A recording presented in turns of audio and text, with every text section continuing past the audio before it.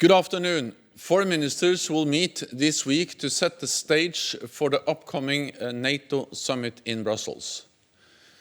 This is an opportunity to open a new chapter in transatlantic relations. And our NATO 2030 initiative to continue adapting the alliance will be at the heart of the summit. We have had constructive discussions on NATO 2030 over the past weeks, and I look forward to our exchange with foreign ministers. We must be bold and ambitious to build a strong alliance for the future, because we live in a more dangerous and competitive world where challenges know no borders. Russia's destabilizing activities, the threat of terrorism, sophisticated cyber attacks, disruptive technologies, the rise of China, and climate change. That is why we must reinforce our unity, which derives from our promise to defend each other. Since 2014, we have been implementing the largest adaptation of our collective defense since the Cold War. To further support this adaptation, we are discussing how we can increase common funding for deterrence and defense, and how we can enhance our political unity, committing to consult on all issues that affect our security. To keep our people safe, we need to strengthen our resilience, to ensure minimum standards for critical infrastructure such as energy and telecommunications. We also need more investment to make sure we maintain our technological edge.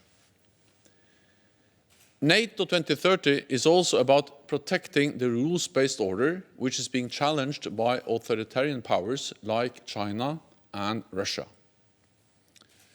So we need to work even closer with like-minded partners around the globe and support our neighbors with more training and capacity building. We must also address the security implications of climate change. I expect ministers will take a first step by endorsing a policy paper on our approach. But we must go further and ensure that NATO takes a leading role when it comes to understanding, adapting and mitigating the impact of climate change on our security. Finally, it is time to start updating NATO's strategic concept so that we jointly address the changing security environment and recommit to our fundamental values. And I expect a task from NATO leaders on updating the strategic concept at our summit later this year.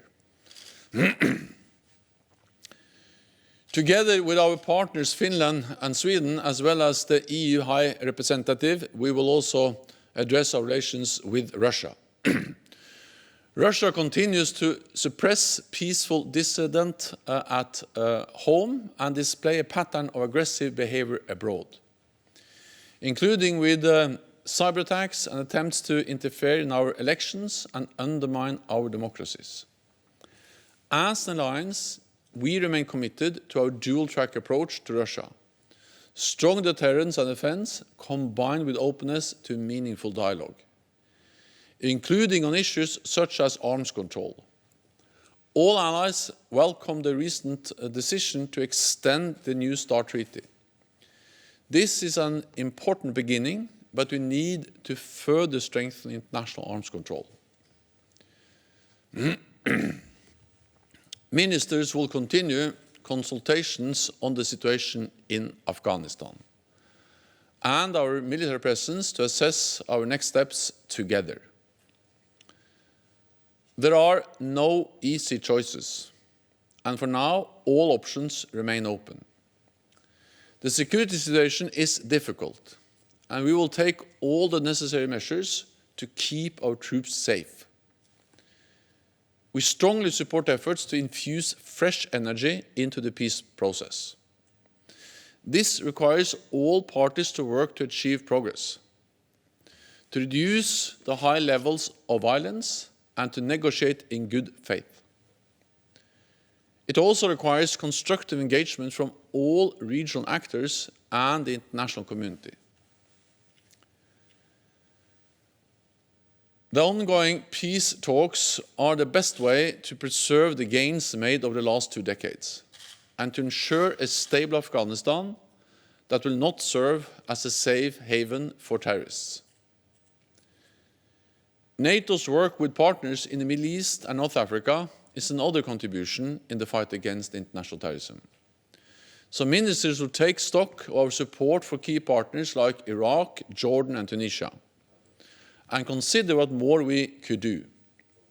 And with that, I'm ready to take your questions. Thank you, Secretary General. We'll start our remote questions today with Thomas Gutschke from Frankfurter Allgemeine Zeitung. Thanks a lot and good afternoon. Secretary General, with regard to common funding, a few member states, including Germany and as I understand the US, have suggested that common funding should be used to upgrade partnerships, potentially partnerships, for instance, with partners in the Pacific region. Are you in favor of this idea? Your suggestion, of course, referred to common funding of deterrence and defense missions in the European homeland. Thank you. We have different proposals on the table. We have had good discussions and this is the beginning of a process. The conclusions, they will be made when heads of state and government meet later on this year. I welcome the fact that allies are looking into how we can do more together. The different proposals we are discussing is everything from deterrence, defense, resilience, technology, partnerships, and also how to use common funding to make sure that we do more together as an alliance. I will not go into the specific proposals from different allies. I just welcome that we have a good process, a good discussion, and a positive tone. And I'm confident that when heads of state and government meet later on this year, they will agree an ambitious, forward-looking agenda where we demonstrate our commitment to transatlantic unity, not only in words but also in deeds. And this is exactly what NATO 2030 is about, how to do more together, how to strengthen transatlantic bond in NATO. And we have a good process going on in the alliance as we speak. The next question goes to Dominika from Polish television TVP. Yes, hello. Thank you very much. I would like to ask about this vaccination procedure, which will start on Thursday in the headquarters, and it will be provided by Polish Medical Service. I would like to ask you to explain why headquarters of NATO is such an important institution for our security that should have this vaccination procedure as soon as possible. Thank you.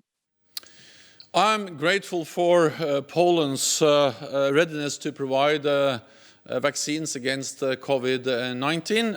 I think that demonstrates that Poland is a highly valued ally and an ally which is ready to support NATO efforts in many different ways. Solidarity and resilience is at the heart of our alliance, and the Polish offer demonstrates exactly that. Poland is a strong and reliable ally who has provided support with medical equipment, personnel and expertise to many other allies and partners from the start of the pandemic. So this is actually one other example of how Poland is contributing to support NATO to manage the consequences of the pandemic. This is a joint fight and we are stronger together. And of course, the vaccines will help and support our work here at the headquarters of NATO. Thank you. For the next question, we can go to LAILUMA SADID from KETEVAN Press. Yes, thank you very much. Secretary General, as you mentioned it, could you please confirm that NATO troops led by the American will not be withdrawing by May 1st? And second, the recent reports by American officials indicated that the ANDSF are not ready to fully assume responsibility of safekeeping Afghanistan, and the government will collapse while 6 months with the full withdrawal. How will that determine the future rule NATO will assume while pursuing peace? LAILUMA SADID from Brussels Morning and Kavian Press. Thank you. So all options are on the table and no final decision has been taken, but I think it is extremely important that allies consult closely, as we will do at our foreign ministerial meeting tomorrow. Also, of course, with Secretary Blinken of the United States. We also had good discussions and consultations at the defense ministerial meeting last month here at NATO. The main focus now is to provide support for the renewed efforts to make progress in the peace talks. Peace talks is the only, or are the only ways to find a sustainable, political, lasting solution to the conflict in Afghanistan, and therefore we call on all parties to negotiate in good faith, and on the Taliban also to stop providing support to Al-Qaeda or international terrorist groups, and then we need to see a reduction in the level of violence. We will assess, we will consult, and then we will make decisions together as NATO allies, also knowing that the majority of the troops in Afghanistan now, they are from Europe and from partner nations, so the majority of the troops are non-US. I think what we have seen also is that the Afghan National Security Forces, they are capable, they are professional, and they are now actually responsible for the security in Afghanistan themselves. What we do is that we provide support, training, advice, assistance, and also financial funding for the Afghan security forces. You know, NATO's presence in Afghanistan has changed significantly over the last years. Not many years ago, we had more than 100,000 NATO troops in a big combat operation. Now we are around 10,000 troops in a train, assist and advise operation. That demonstrates the strength of the Afghan security forces and their capabilities that they have developed over the last years with support from NATO. We will stay committed, not least by continuing to provide financial support. We have stated clearly that we will provide financial support throughout 2024. When it comes to our military presence, we will make decisions together based on the situation in Afghanistan and, of course, the progress in the peace talks. And that's the main focus now, to make sure that we have real progress in the peace talks. For the next question, we can go to Momchil Injov from Club Z Media Group in Bulgaria. Secretary General, last week, the Bulgarian authorities broke up an alleged Russian spy ring. And according to the Group Secretary General, it's unprecedented prosecution in which for Bulgaria, US, and the NATO. My question is, do you have any information if the alleged spies have caused damage to the NATO security? And if so, to which extent? Thank you.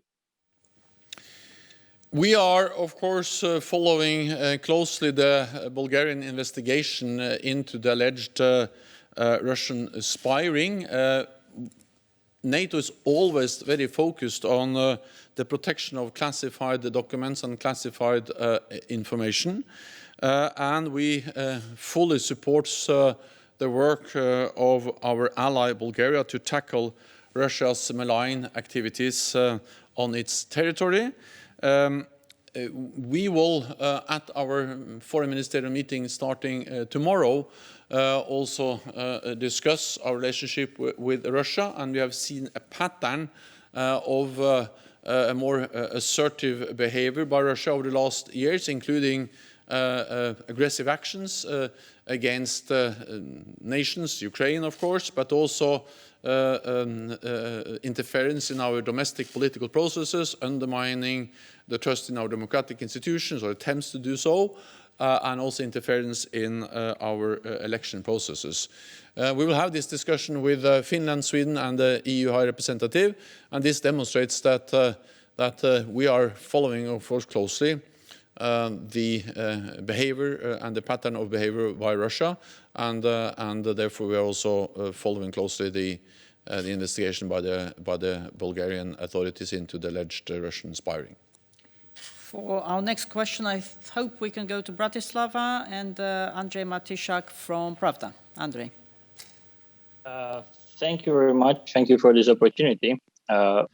If I may ask, Mr. Secretary General, what kind of impact would you say that the current heated exchange of words between Moscow and Washington might have on NATO-Russian relations?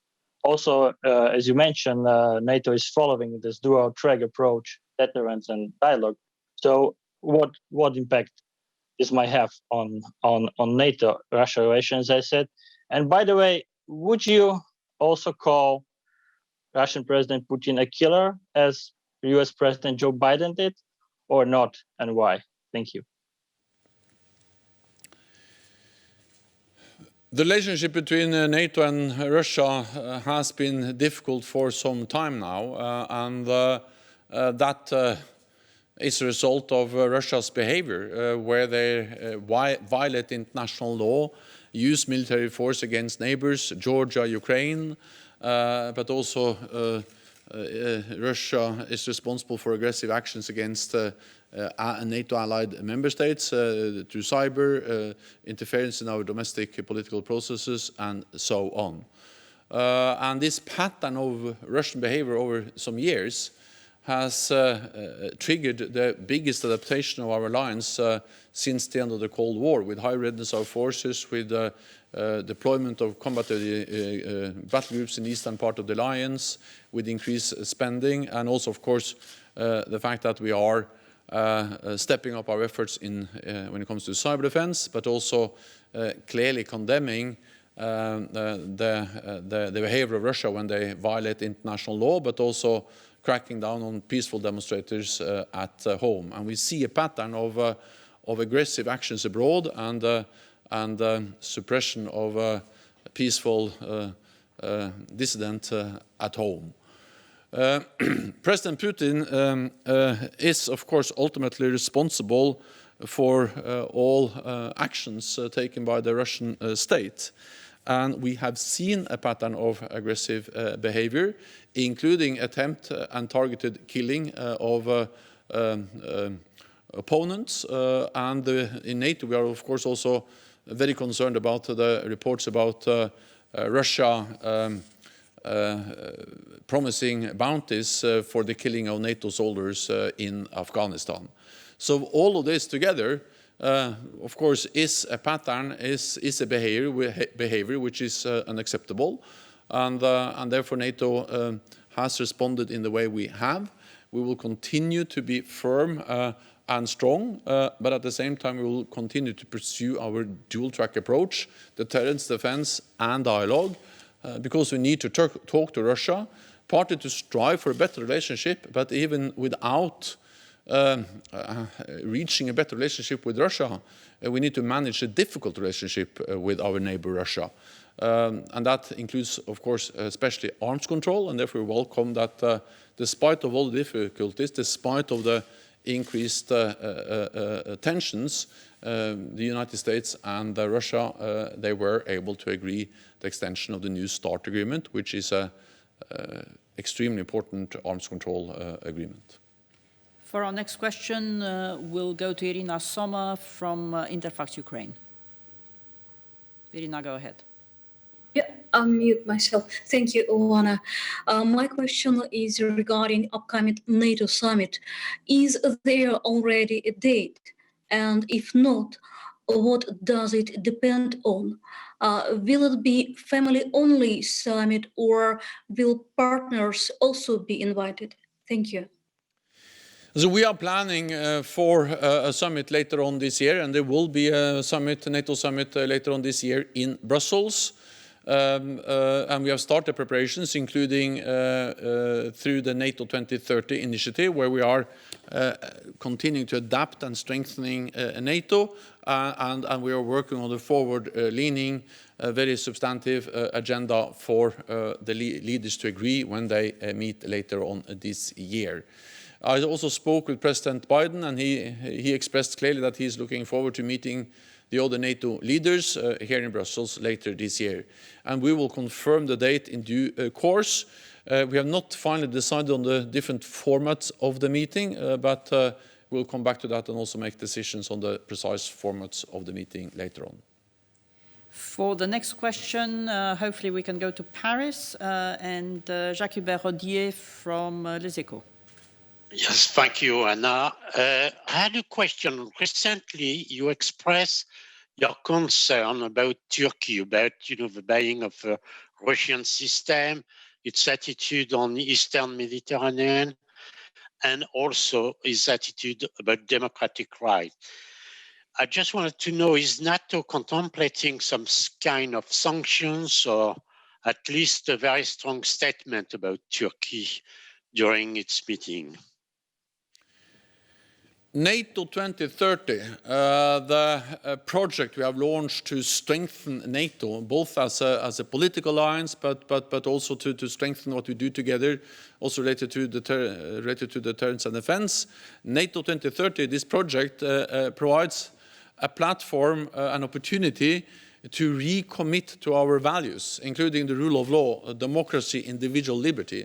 And I attach great importance to those values. I will continue to underline that in my meetings with allies, including, of course, with Turkey. And I think that we should strengthen NATO as a political platform to consult, also when we see differences and disagreements between allies.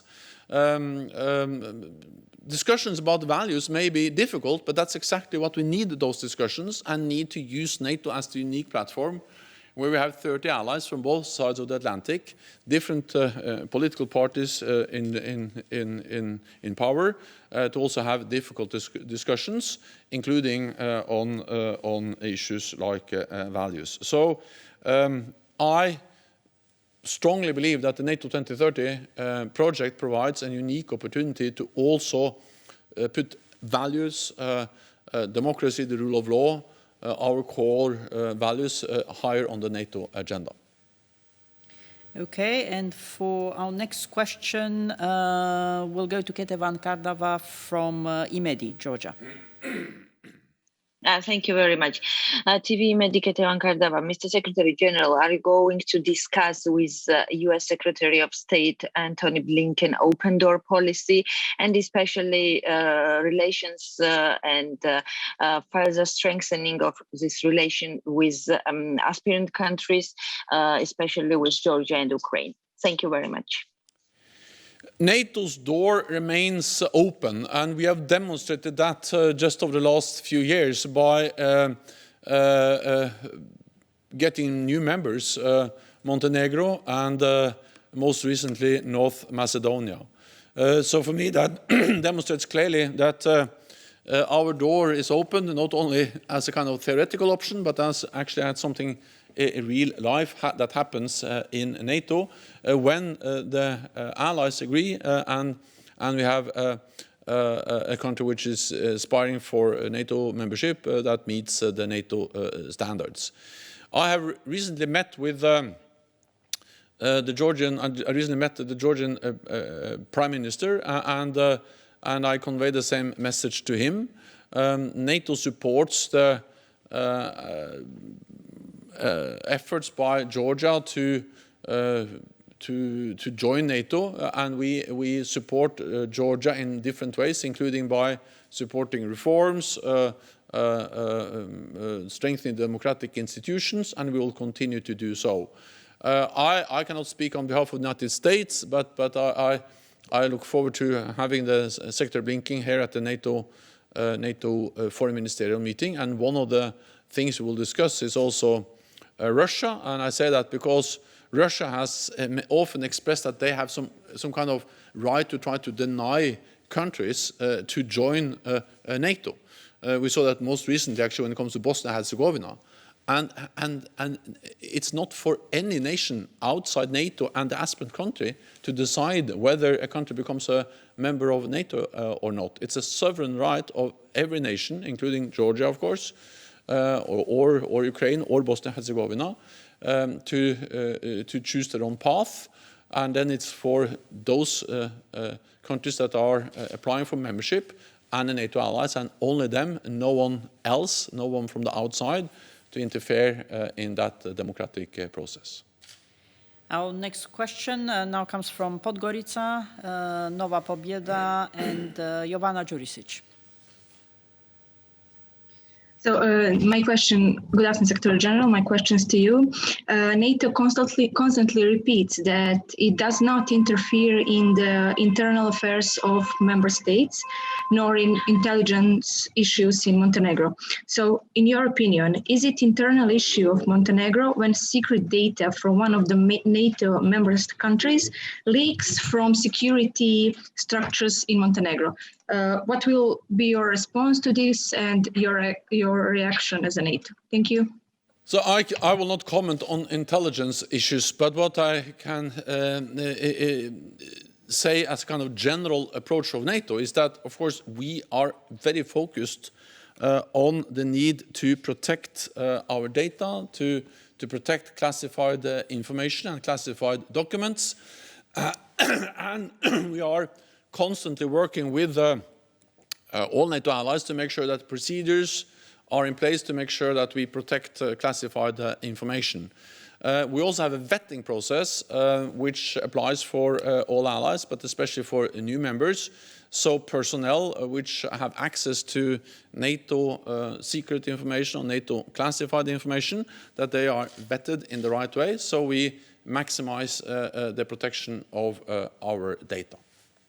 Okay, and we'll now go to Bucharest and Robert Lupițu from Calea Europeană. Thank you very much. Mr. Secretary General, one question on EU strategic autonomy. Earlier today, the Council of the European Union decided to set up the European Peace Facility. What does this mean for NATO? How NATO sees this? Especially in the context that we have the first ministerial meeting with Secretary Blinken, and Secretary Blinken will have a discussion with EU officials also on transatlantic relations. Thank you.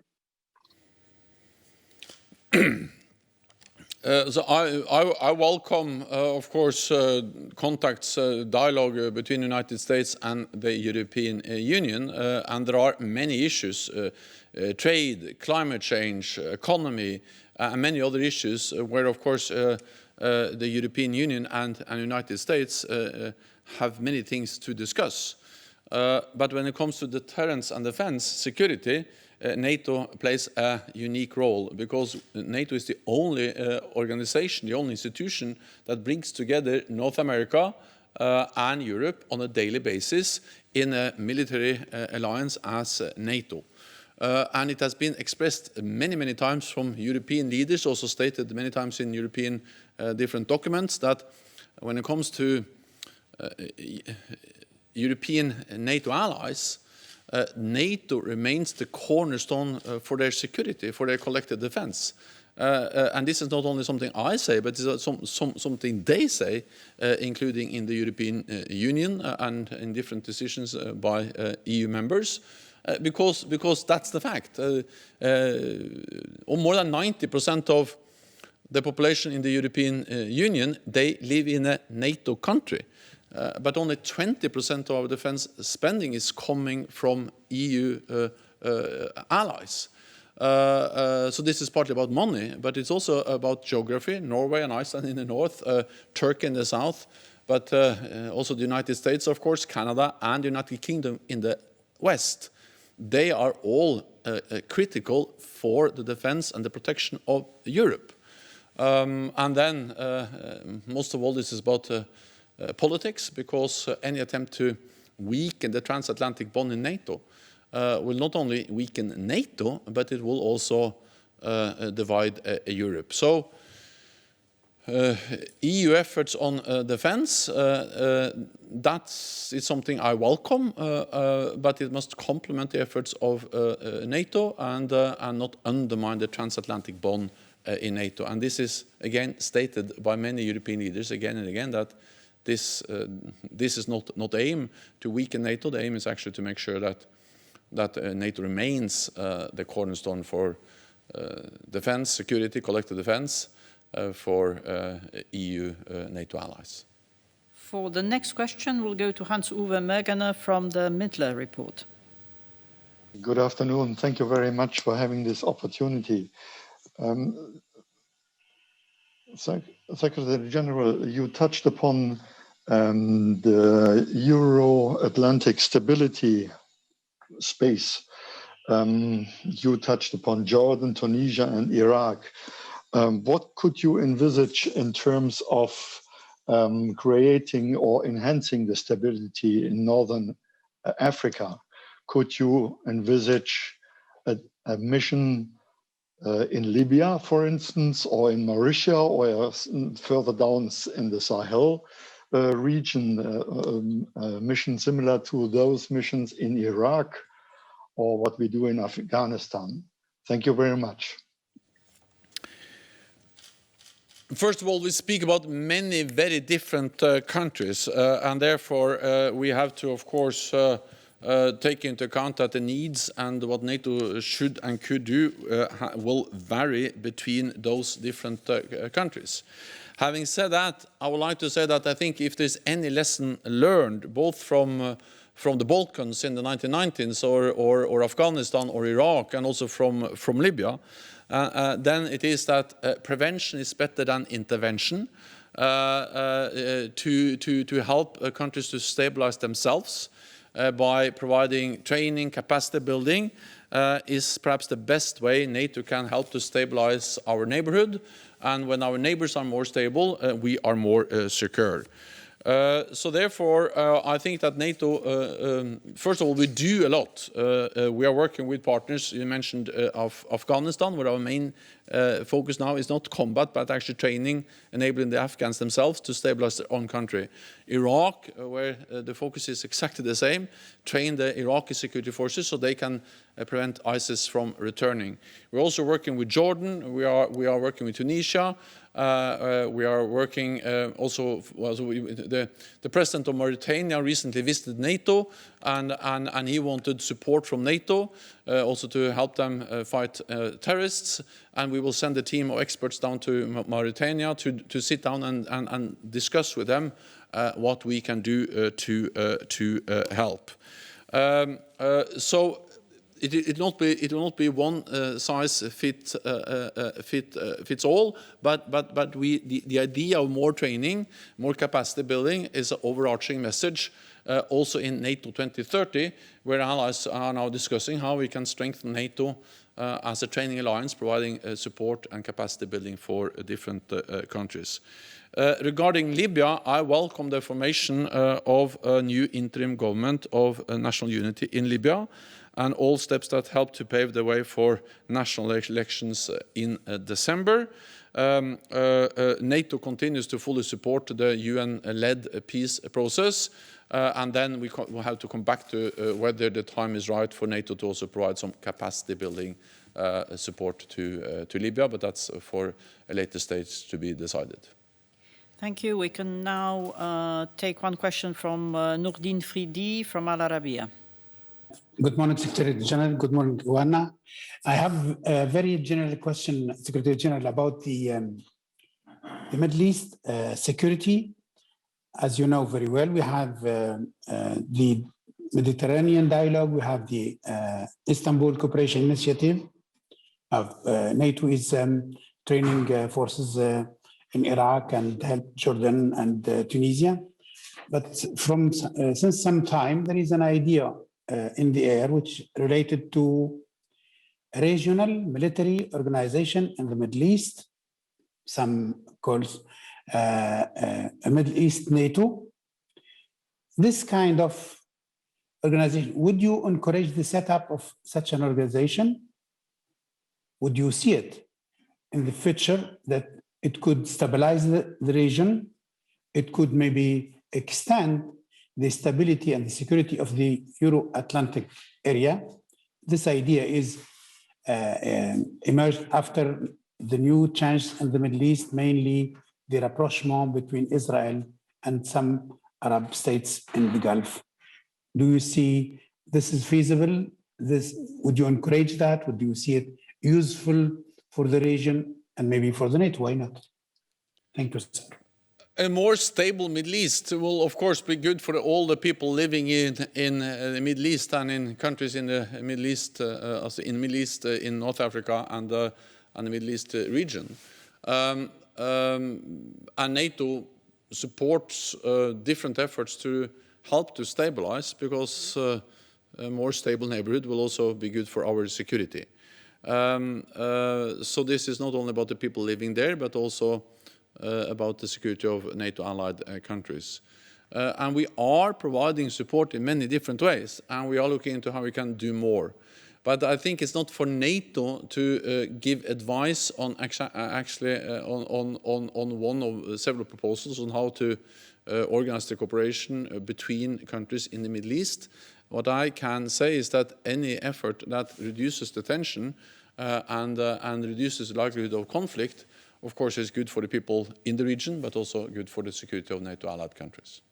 And we have time for one last question, and that will go to Mustafa Sawa from Radio Free Europe. Thank you very much.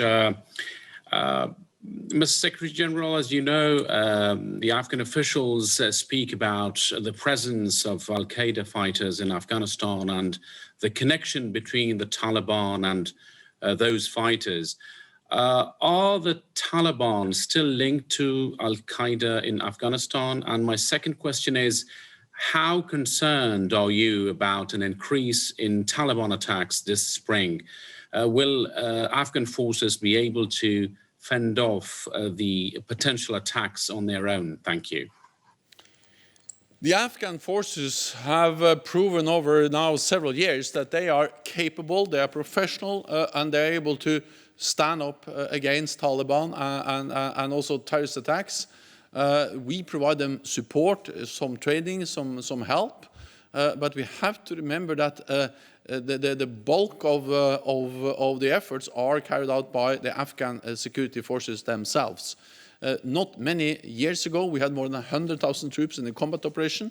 Now we are roughly 10,000 troops providing support, training, capacity building for the Afghan security forces, out of which more than the majority are non-US or from European allies and partner nations. So that demonstrates the strength of the Afghan security forces, and they have been able to fight back when we have seen Taliban attacks over several years. When it comes to this spring in particular, of course, what we expect is that Taliban does not launch any spring offensive. Because what we need to see is the opposite, not a spring offensive, but reduction in violence. They need to demonstrate their commitment to the peace agreement, and any meaningful peace efforts has to be based on reduction of violence. So therefore, the message from me and from other allies and from many from the international community is that we need to see reduction of violence, and a spring offensive will be the exact opposite message. We also expect Taliban to clearly demonstrate that they have stopped providing any support to Al-Qaeda and other international terrorist groups. And of course, one of the issues we will very closely monitor, analyze and assess is to what extent Taliban is living up to that part of the peace agreement and their commitment. So this will be one of many elements we will look into when we make final decisions on our future presence in Afghanistan. Thank you very much. This concludes this press conference, and hope to see at least some of you in person at the ministerial this week. Thank you. Thank you so much.